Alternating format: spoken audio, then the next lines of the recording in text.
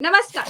Natural bill, broadcast bill पर पलटी मारने के बाद वक्फ बिल की तरह Bhajpa one nation one election bill भी पास नहीं करा पाई।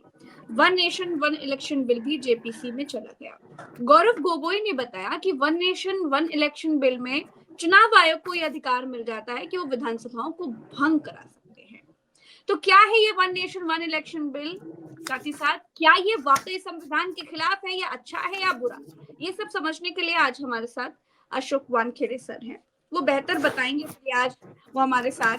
Ashok sir, one nation one election bill से अगर विधानसभाओं को भंग करने का अधिकार चुनाव आयोग को मिलता है, यानी अगर चुनाव आयोग को विधानसभाएं भंग करने का अधिकार मिल गया, तो क्या ये बंदर के हाथ में उस तरह पकड़ा देने जैसा होगा क्या? बिल्कुल, यकीनन मैं मानता हूं इस बात को। लोग कहते हैं, और ये लोग मतलब ये बेसिक स्ट्रक्चर जो है, मुझे लगता है संविधान का, उसको कहीं ना कहीं हिलेगा। अब आप कई जगह पे ऐसा मैंडेट आता है कि जो फ्रैक्चर्ड मैंडेट होता है, सरकार बनने की स्थिति में नहीं है,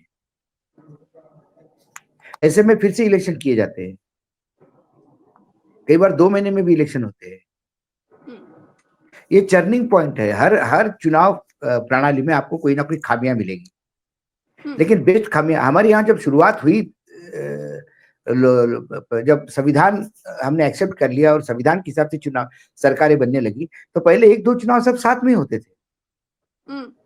बाद में आयाराम गयाराम होने लगे, सरकारें गिरने लगी। कोई 6 महीने पहले यदि विधानसभा को अधिकार है, वो अपना कार्यकाल पहले करके खत्म कर देगा। वो विधानसभा या लोकसभा, ये लोगों ने चुनी हुई सरकारें हैं। यदि लोकसभा को लगा, सत्ता पक्ष को, कि हमको चुनाव करवाने हैं, अटल जी को लगा तो उन्होंने करवा दिया पहले, फील गुड फैक्टर के चक्कर में 6 महीने पहले। ये लोगों का अधिकार है। जबरदस्ती एक दूसरे को ढोने का मतलब क्या है? और ये बहुत दूर की, मुझे समझ में नहीं आता। कई बार क्या है, कई बड़े चीजों से लोगों का ध्यान हटाने के लिए, देश की समस्याओं से ध्यान हटाने के लिए, सरकार के खिलाफ जो आक्रोश है लोगों का, उसको हटाने के लिए कई ऐसी चीजें की जाती है। आप देखिए, जब 2024 का चुनाव होने वाला था, एकाएक स्पेशल सदन क्या बुलाया गया और महिला आरक्षण बिल पास किया गया। क्या जल्दी थी महिला आरक्षण बिल पास करवाने की? आपको क्या मिला उससे? वो लागू कब होगा, ये कोई नहीं बता पा रहा है। वन नेशन वन इलेक्शन के पहले जनगणना होना जरूरी है, परिसीमन होना जरूरी है। परिसीमन के बाद बड़े राज्य होंगे। क्या बड़े राज्यों को तोड़ा जाएगा? क्या महाराष्ट्र में 2 राज्य और बनेंगे? क्या यूपी में और 2-3 राज्य बनेंगे? बहुत सारी चीजें हैं। हमारे यहाँ दल बदल कानून लाया, लेकिन उसका भी रास्ता ढूंढ लेते ना लोग। और इलीगल सरकार जो गैर कानूनी है, वो 2.5 साल चल जाती है। महाराष्ट्र की चल गई, और मैं गैर कानूनी मैं नहीं ये बोलता, उसको सर्वोच्च न्यायालय ने कहा था। कुल मिला के आज के समय हमें क्या प्रायोरिटी है? हमारी आज के समय देश की प्रायोरिटी सबसे बड़ी जो है, महंगाई कम करना। दूसरी सबसे बड़ी प्रायोरिटी रोजगार निर्मित उद्योगों की तरफ ध्यान देना है। हमारा निर्यात बढ़ाना है। फिर अभी जो लेटेस्ट आंकड़ा है, उसमें निर्यात खत्म हो गया। किसानों को, क्योंकि एग्रीरियन इकोनॉमी है हमारी, यहाँ किसान बेस्ड इकोनॉमी है, एग्रीकल्चर बेस्ड इकोनॉमी है। किसानों के लिए क्या कर सकते हैं बेस्ट, इसका तुरंत डिसीजन लेना चाहिए। मात्र 6,000 रुपए दे के कुछ काम नहीं होता। के लिए मंदिरों के नीचे मस्जिद खोजना प्रायोरिटी होगी, उनके क्या फर्क पड़ता है? शिक्षा, रोजगार, मैं वही तो मैंने जब फिर वही कहा मैंने, तो फिर आपको खर्चे की क्या टेंशन पड़ी है? फिर वन नेशन वन इलेक्शन क्यों चाहिए आपको? ये संघीय ढांचा है भाई। हर राज्य की अपनी एक तासीर है, वो राज्य अपने हिसाब से बिहेव करता है। आप इतना वन नेशन वन इलेक्शन के प्रति आप इतने प्रामाणिक होते, तो जम्मू कश्मीर, हरियाणा, महाराष्ट्र और झारखंड 4 चुनाव तो इकट्ठा करवा लेते। वो छोड़िए, उत्तर प्रदेश में 9 तो बाई इलेक्शन इकट्ठा करवा लेते, उपचुनाव। वो भी आपने 8 करवाए और एक छोड़ दिया, क्योंकि आपको डर था कि अयोध्या में फिर हार जाए तो फिर किरकिरी होगी।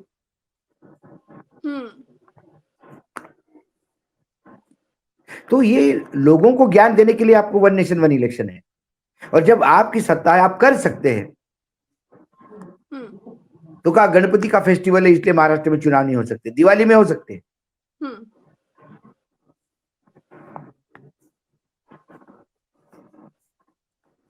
जिस राज्य में चुनाव की डेट मात्र गंगा स्नान करने और फला स्नान करने के चक्कर में आगे पीछे होती है, वह वन नेशन वन इलेक्शन किस चेहरे से आप लगाना चाहोगे? एक शगुफा है जैसा महिला आरक्षण का था, कब लागू होगा पता नहीं, अभी जेपीसी में गया कब लागू होगा पता नहीं, वक्फ बोर्ड का बिल गया कब आएगा पता नहीं।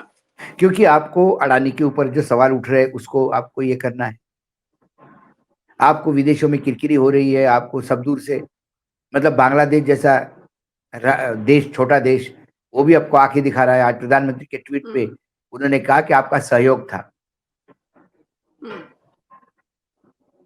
अच्छा अशोक सर, संसद में पहली बार ईवीएम से वोटिंग हुई और वो भी नहीं हो पाई, पर्ची सिस्टम लागू करना पड़ा। तो जब संसद मैंने में कहा ना, नहीं पा रही मैंने कहा प्रज्ञा जी, आज मुझे आपका शो के आने के पहले जो ऑफिस में हम डिस्कस कर रहे थे, मैंने कहा कि पहली बार पार्लियामेंट में कम से कम ये तो एक्सेप्ट कर लिया कि मशीनों पे विश्वास नहीं है, राइट, और पर्ची को विश्वास है। जिस पर्ची को, जा रहा है अशोक सर, मैं यही तो कहा, जिस पर्ची को हम बैलेट पेपर कहते हैं, वो पर्ची पे पार्लियामेंट में विश्वास है। और देखिए आंकड़े बदल गए, मतलब 49 वोट दोनों तरफ बढ़ गए,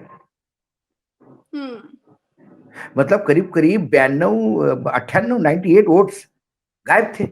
यस। तो फिर मशीनों पे विश्वास क्यों? मशीनें सेट की जाती है, पर्चियां सेट नहीं होती।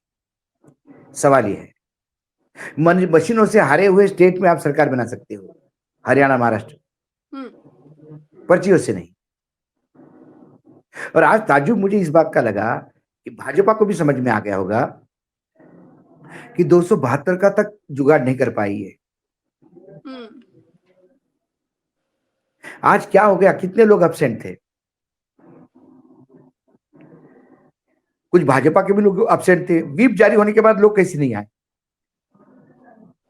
या भाजपा के 242 आ गए होंगे, 240 आ गए होंगे, तो बाकी लोग क्यों नहीं आए?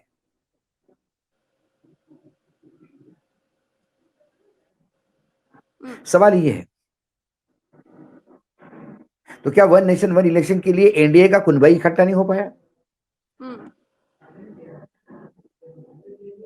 और आज तो ये इंडिया गठबंधन की जीत रहेगी जिन्होंने जेपीसी को रेफर करने के लिए मजबूर किया। तो ये वेस्ट ऑफ टाइम है, पार्लियामेंट का टाइम वेस्ट हो गया, सबका टाइम वेस्ट हो गया, ये करना ही नहीं चाहिए था। महिला आरक्षण के खिलाफ मैं नहीं हूं, लेकिन जो लागू नहीं कर सकते उसको करने की कोई जरूरत नहीं है।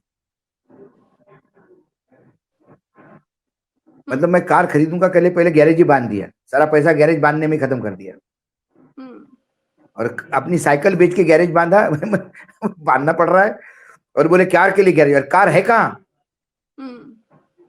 क्योंकि ये सरकार फोकस चेंज करती है, लगातार फोकस चेंज करती है ये सरकार।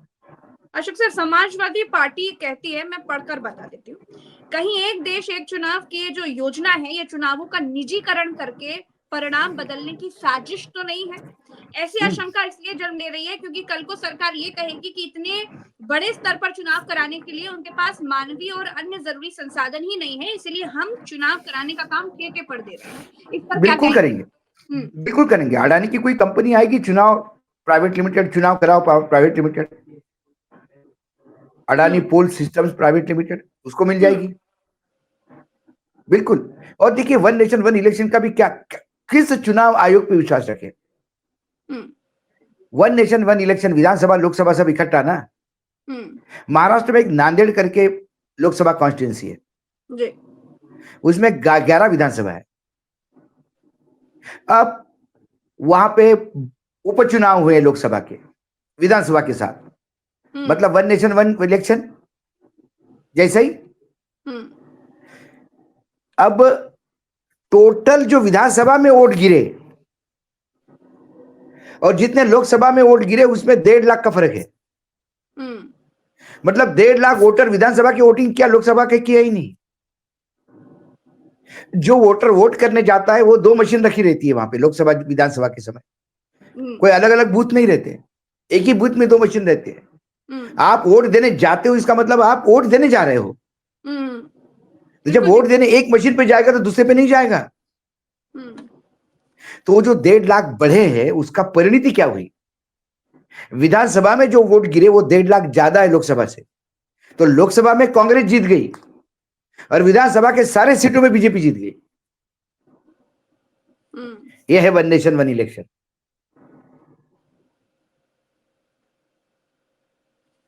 पहले चुनाव आयोग ये बताएं, ये 1.5 लाख वोटर क्यों, कैसे उन्होंने उस मशीन पे वोट देने से मना किया लोकसभा के? या लोकसभा में जो वोटिंग हुआ वही वोटिंग विधानसभा में हुआ, तो ये 1.5 लाख वोट बाद में डाले गए क्या? हर कॉन्स्टिट्यूंसी में 11 में बांट दिया आपने 10-10 हजार वोट। जवाब मिलेगा कि लोगों का काम है कहना, कुछ तो लोग कहेंगे। नहीं, वो तो हमारे यहाँ तो एक छिछोरा ट्रक के पीछे की शेर शायरी पढ़ने वाला एक आदमी इंसान आपको मिला है जिसको आपने चुनाव आयुक्त बनाया है, जो शेर शायरी में और फिल्मी गानों में, हिंदी फिल्मी गानों में जवाब देता हो। इसको तो अंताक्षरी खेलने के लिए भेजना चाहिए। ये तो पूरा देश जानता है। तो अच्छा, ये सिर्फ ये उसका ही हाल वैसा ही होगा जैसा बाकी बिलों का हुआ। अच्छा, विपक्ष एक और बात कह रहा है, मैं बकायदा पढ़कर आपको बता रही हूँ कि वन नेशन वन इलेक्शन से राज्यों का महत्व भी घटेगा और राज्यसभा का भी घटेगा। कल को ये भाजपा वाले राज्यसभा को भी भंग करने की मांग करेंगे और अपनी तानाशाही लाने के लिए ये नारा देंगे कि एक देश एक सभा, जबकि सच्चाई है कि हमारे यहाँ राज्य को मूल मानते हुए ही राज्यसभा की निरंतरता का संवैधानिक प्रावधान है। लोकसभा तो 5 वर्ष की समयावधि के लिए ही होती है। कई राज्यों में विधान सभा और विधान परिषद है, जैसा लोकसभा और राज्यसभा है। कई राज्यों ने इसको अबॉलिश कर दिया, खत्म कर दिया। तो कल से राज्यसभा भी खत्म हो गया तो आश्चर्य नहीं होगा, बिल्कुल आश्चर्य नहीं होगा। ये तो भला है इस देश के जनता का, जिन्होंने इनको 180 पे रोका और मशीनों ने इनको 60 सीटें और दी तो 240 पे आ गए। यदि ये 300 पे आते और मशीनों के 60 पकड़ के 360-70 हो जाते तो अब तक तो संविधान बदल चुका होता। वन नेशन वन इलेक्शन ही नहीं होता तो वन नेशन वन इलेक्शन की बात क्या होती? बिल्कुल ठीक बात। तो sir, one nation one election ये बिल अगर आ जाता है तो रीजनल पार्टियों के ऊपर खतरे के बादल मंडराने जैसा होगा क्या? और अगर होगा बहुत ज्यादा।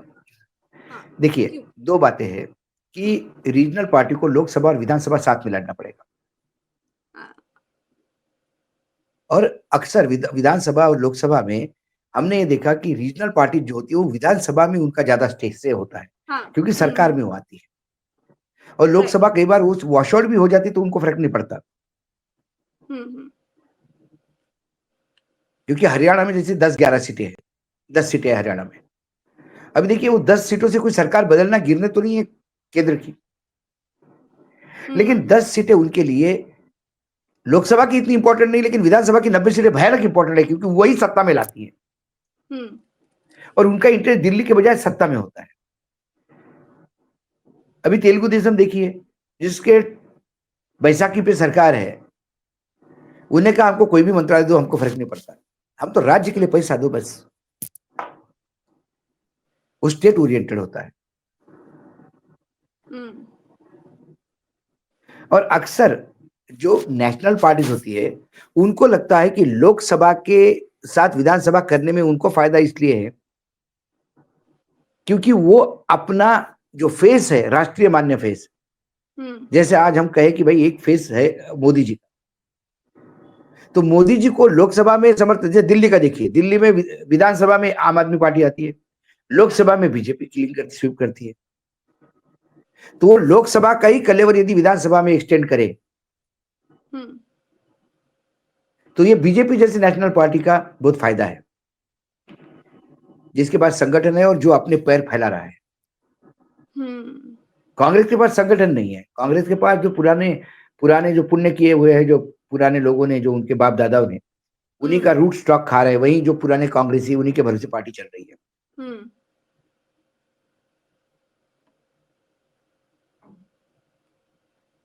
ये एक मुझे पैटर्न दिखता है। तो सर अभी संसद में एक के बाद एक बिल भाजपा पास नहीं करवा पा रही है, बड़ी आसानी से जेपीसी में अटके जा रहे हैं, इसको कैसे देख रहे हैं? इसको इस बात का भाई यही बताता है कि सरकार बैसाखियों पे है।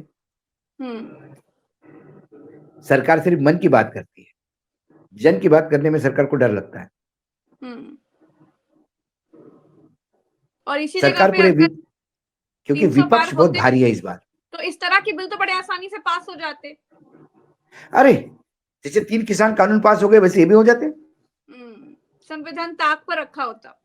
कौन संविधान की चिंता करता है? प्रधानमंत्री जी ने जब संविधान को नतमस्तक होकर नमस्ते किया तो शायद, मतलब तब तो मुझे बड़ा, मैं तो बहुत 10 मिनट बोलता रहा उनके ऊपर को, क्या है संविधान को सर्वोपरि रख रहे हैं और क्या चाहिए। बात है कि 2 दिन से लगातार बड़े बड़े नेता बड़े बड़े भाषण दे रहे थे, गाल बजा रहे थे भाजपा वाले खूब संविधान के नाम पर, और अचानक से ये संविधान पे झूठ परोसे जा रहे थे। प्रधानमंत्री स्वयं झूठ बोल रहे थे। प्रधानमंत्री 1951 का जो अमेंडमेंट है, पहला अमेंडमेंट, उसमें देश विरोधी और उसको नेहरू जी को पापी बोला उन्होंने। और प्रधानमंत्री जी ने शायद इसलिए पापी बोला कि वो जो पहला अमेंडमेंट है उसी ने जमींदारी प्रथा खत्म कर दी, गरीबों के लिए जमीनों की व्यवस्था की। उसी अमेंडमेंट ने रिजर्वेशन पिछड़ों को देना, उसी अमेंडमेंट के साथ शुरुआत हुई है। उसी अमेंडमेंट ने रिजर्वेशन की नींव डाली है। उसी अमेंडमेंट ने लैंड सीलिंग एक्ट की नींव डाली है। उसी अमेंडमेंट ने जमींदारों की जमीन गरीबों को दी है। ये सामंती सोच वाले इंसान को नहीं सूट होता, इसीलिए उन्होंने नेहरू को घोर पापी कहा है। इन्होंने जमींदारों की जमीनें ली, घोर पाप किया। हाँ, उसमें एक क्लॉज ये भी था कि अभिव्यक्ति की आजादी पे 3 पॉइंट पे कंट्रोल रखा था। ऐसी अभिव्यक्ति नहीं चाहिए जिससे देश के विदेश के साथ संबंध खराब हो। ऐसी अभिव्यक्ति नहीं चाहिए जिससे समाज में झगड़े हो। ऐसी अभिव्यक्ति नहीं चाहिए जिससे आप गुनहगारों को प्रोत्साहित करें। मार डालो सभी मुसलमानों को, ये कहना अभिव्यक्ति की आजादी की नहीं है, वो आज भी नहीं है। नेहरू जी ने कोई ब्लैंक नहीं। अभी तो क्या हुआ, जब सेंट्रल विस्टा बन रहा था तो मोदी जी ने क्या किया? कोई फोटो नहीं छाप सकता, कोई लिख नहीं सकता। यही तो थी।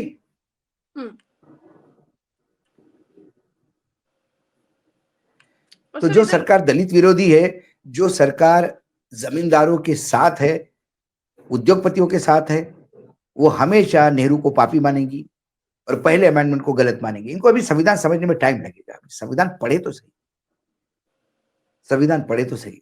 मात्र इंटरनेशनल पॉलिटिकल साइंस में डिग्री लेने से संविधान थोड़ी ना याद होता है।